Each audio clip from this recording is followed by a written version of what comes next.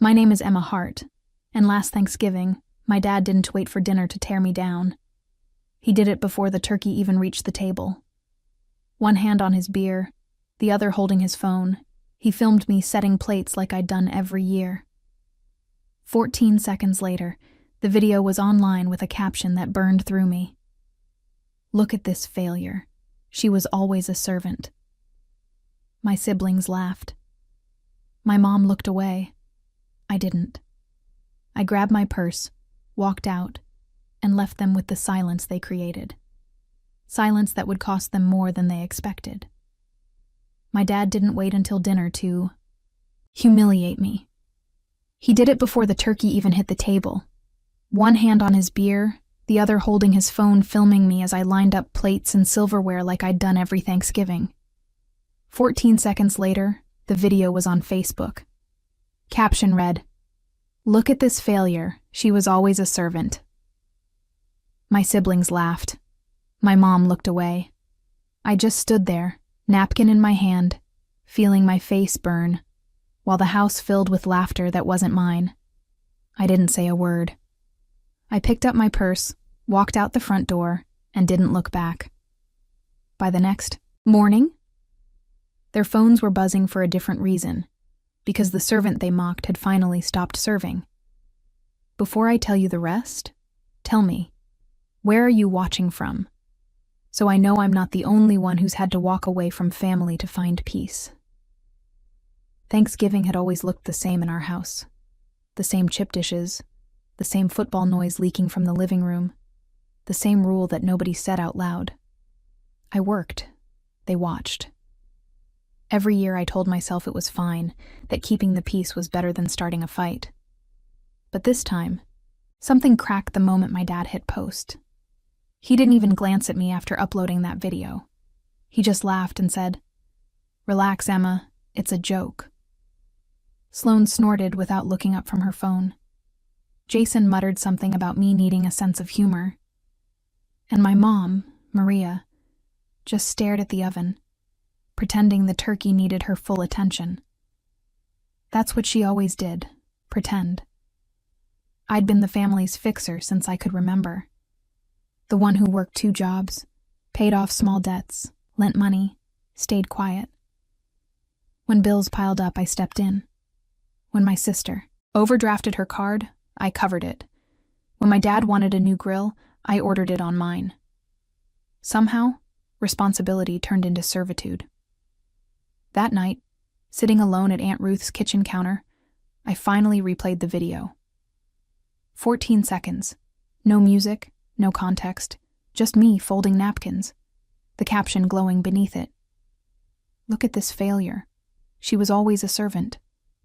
The comments below were worse. Laugh emojis, heart reacts from people I didn't even know. My brother had commented, "At least she's good at something." Sloane replied with laughing faces. Even a cousin joined in classics. "Emma never stops working. I'd spent my life being useful. But usefulness doesn't equal respect." Ruth didn't say much when she found me watching it. She just handed me a blanket and said, "You don't owe them another second." For the first time in years, I believed someone meant it. I didn't sleep. I just sat by the window watching the streetlight flicker over the driveway. My phone buzzed over and over again.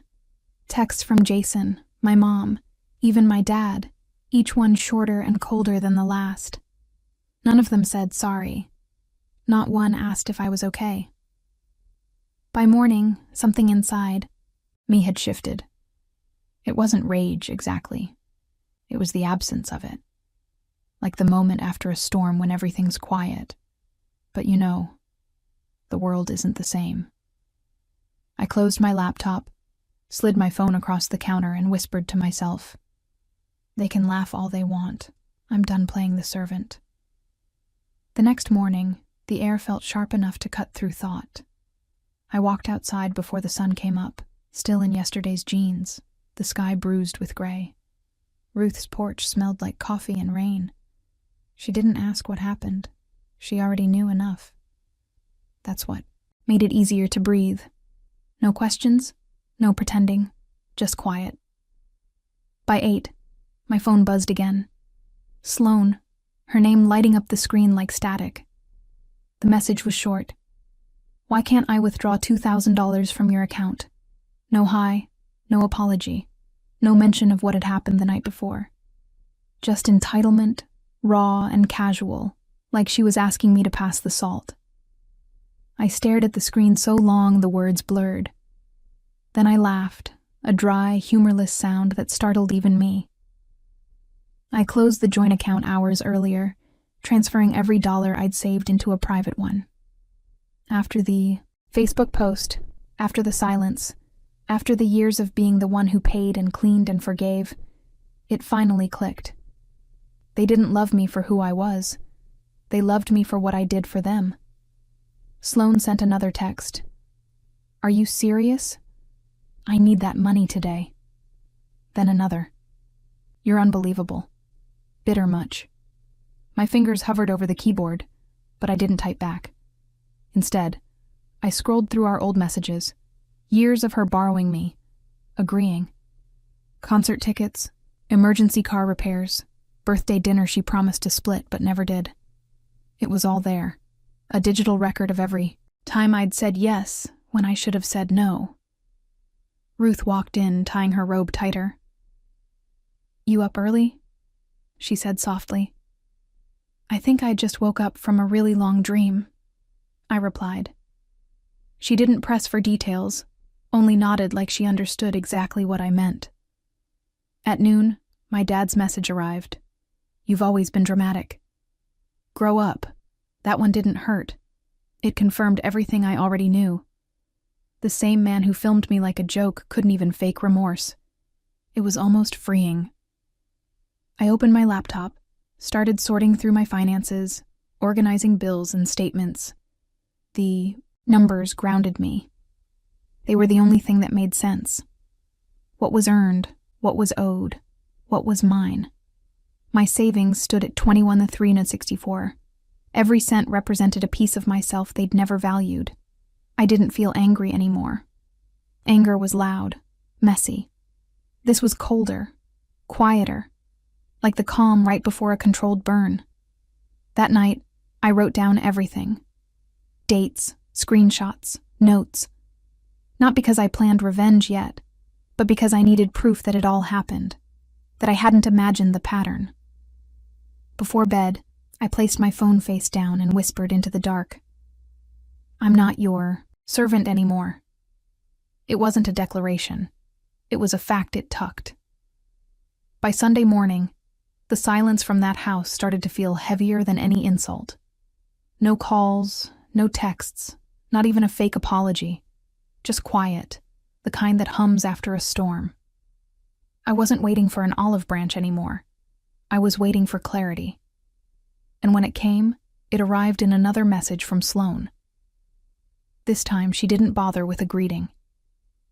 I need the money now. Don't be spiteful. My thumb hovered over the screen before I finally typed. The account's closed. Don't ask again. No explanation, no softness, just the truth. A few seconds later, the typing bubbles appeared, then a flurry of messages, words like selfish, manipulative, bitter. Then finally the one that made me smile. You've changed. She was right. I had. I spent the rest of that day quietly erasing every door they'd ever used to reach me. Freezing joint cards, changing passwords, redirecting mail. Each click, each confirmation email felt like untying another knot that had been choking me for years. Ruth noticed the papers spread across the dining table. You're cleaning house, she said. More, like evicting ghosts, I answered. She gave a half smile. Good. About time. That night I started digging deeper, not out of spite, but out of curiosity. I pulled up my credit report, something I hadn't checked in months. My stomach tightened as the screen loaded. 2 credit cards, both under my name, one open with a $2,400 balance, another closed with missed payments. I'd never opened either. The room felt smaller. For a long minute, I just stared at the numbers, my pulse climbing. Then I printed everything, slid the pages into a folder, and wrote across the front, "Proof." I walked into Ruth and Daniel's living room, the glow of the TV flickering on their faces. "He used my name," I said flatly. Ruth muted the show. "Who did my dad at least twice, maybe more?" Daniel leaned forward, voice calm but firm. "Then you document it. All of it. We'll figure out what to do next." There was no yelling, no chaos, just a clear plan. It was strange how calm justice could feel when it finally belonged to you. Later that night, I opened my messages one last time. Another text from Sloan blinked on screen. "Why are you doing this? We're family." I typed back 3 words. "Don't. Ask again." Then I added another line, 5 words that weren't planned but felt perfect. "Don't ask a servant." I hit send. The words hung in the air like a mirror turned on its maker. For once, silence wasn't emptiness. It was power. I didn't wait for anyone to apologize. The morning after I told Sloan not to ask again, I laid everything across Ruth's dining table papers, screenshots, statements, proof of a lifetime spent paying for people who called me a servant. Each page told the same story they took I gave. And when I stopped, I became the villain. Daniel sat across from me reading, quietly. When he reached the 2 credit cards on my report, one open, one closed with missed payments. He didn't look surprised.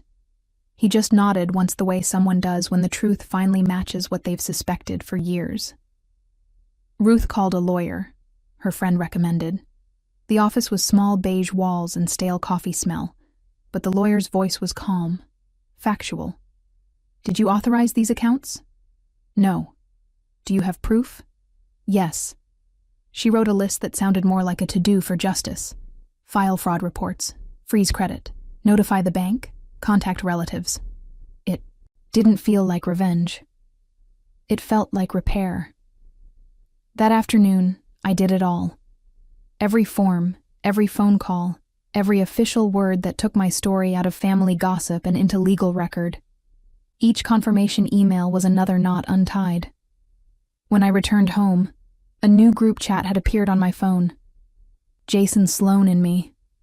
The first photo stopped my breath. My old room drawers ripped open. Mirror shattered. Jason's caption. "Cleaning day." Then Sloan. "Should have taken your stuff." I stared at the screen until I stopped feeling anything. Ruth leaned over my shoulder. Took her own photo of it. "Don't delete a thing," she said. Minutes later, my cousin Noah texted. He was near my parents' house and could check if anything was salvageable. 15 minutes after that, a photo, my laptop, passport, and a stack of letters on his passenger seat. "Saved what I could," he wrote. I told him not to go back. That night, I called a few relatives my father had borrowed money from for me. Their voices were embarrassed and quiet. Each had sent him hundreds or thousands, believing I was sick or in debt. I wrote every name, every amount. By the time I finished, my notebook looked like an autopsy of trust. When I froze my credit that night, I didn't feel anger, just clarity. The math of abuse finally balanced what they'd stolen, what they'd lose. Around midnight, I filled a large envelope with every piece of evidence, screenshots, bills, photos, Sloan's text, the Facebook caption, and my note at the top. "Don't ask a servant." Ruth didn't ask questions when I grabbed her car keys. The street outside was quiet, November air crisp. I parked in front of my parents' house, slipped the envelope into the mailbox, and left without knocking. It didn't feel like vengeance. It felt like closing a book. The next morning, an email appeared from an unfamiliar name, my father's boss. He'd seen the Facebook video before it was deleted. He wrote, "Just wanted to check if you're okay. No judgment, no lecture, just that." I didn't reply. The damage was already done, and not to me this time. 2 days later, an envelope arrived at Ruth's. My name on it, no return address. Inside, 2 old photos, me as a baby in Maria's arms, and another of me camping Victor's arm around me. Beneath them, a handwritten letter. You were always difficult. You thought you were better than us. I took a small loan in your name. I planned to pay it off. It wasn't much. I read that line until the words lost meaning, then added the letter to my folder of evidence. People always confess when they think confession will save them. It won't. The lawyer confirmed what we already knew. The letter was an admission. She spoke calmly, outlining the process, reports, filed investigations, opened banks, contacted. She said it could take weeks, maybe months, but it would stick. Real justice always moves slow. By Thursday, Jason texted, "You made this a big deal. We were joking. Grow thicker skin." 10 minutes later, "Can we talk like normal people?" I didn't reply. Normal was their word for comfortable cruelty. That evening, messages from Sloan flooded my phone, voicemails, texts, one furious line after another. She tried to open a new credit card and got flagged for fraud. "What did you do?" "You ruined my life." I typed one sentence back. I secured mine. For the first time, I felt the weight shift. They were finally living with consequences they couldn't transfer to me. A few days later, Maria called. I let it go to voicemail, but then a text followed. "There's something of yours I kept safe." Noah went instead. He found a small box under my old bed, a tangle of photos, receipts, and at the bottom, a savings booklet. It showed a balance once over $3,000. Withdrawn completely the week after my 21st birthday, my father's signature at the bottom. I added it to the file. Every piece of paper was a step back toward myself. That weekend, Jason asked to meet at a diner. I said yes, mostly out of curiosity. He looked smaller when he walked in, shoulder slumped, hoodie faded. "Dad's unraveling," he said, before sitting down. He told me Maria had left and filed for divorce. Victor had been written up at work for misconduct and missed shifts. He said, "You're going to press charges, right?" I didn't answer. He kept talking about how he believed Dad, because it was easier how he joined the laughter, because silence made him feel weak. When he stopped, I said, "Don't ever speak for me again." He nodded. No argument. On the drive home, I passed the river. For the first time, it looked still instead of heavy. My phone buzzed again. Another message from an unknown number 1 of Victor's coworkers. This time heard what happened. "People talk. Keep your head up." The irony wasn't lost on me. My father wanted the world to laugh at me. Instead, the world was watching him unravel. The next morning, the lawyer called. The bank had confirmed activity tied to Victor's name on the accounts opened under mine. She said words like federal offense and identity theft, phrases that used to sound like headlines, but now belonged to my story. I thanked her, hung up, and stood for a moment, letting the silence of Ruth's kitchen settle around me. Ruth came in, with 2 mugs coffee. I shook my head, smiling. She set one down anyway. "You don't have to serve anyone anymore," she said. I left it there to cool untouched because for the first time, I had a choice. Spring came slowly that year, quiet and steady, like my life rebuilding itself without asking for permission. The investigation took weeks, but every new email from the lawyer felt like a brick set in place. The fraud reports were accepted. The accounts were frozen. The loans traced back to Victor. For once, the facts didn't bend to his story. Maria filed for divorce. She moved into a small apartment near her sister's house and sent word through Ruth that she wasn't asking for forgiveness, just a chance to start over. I didn't respond.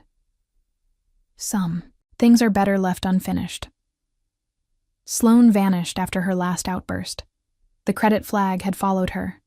She couldn't open new accounts. Jason stopped trying to justify anything. The last time I saw him, he looked at me with something between guilt and respect. "You were right," he said quietly, and left it there. And Victor, he lost his job. The company did a background review after the fraud report surfaced. Turns out the same pride that made him humiliate me on Facebook cost him the only thing he valued more than control: reputation.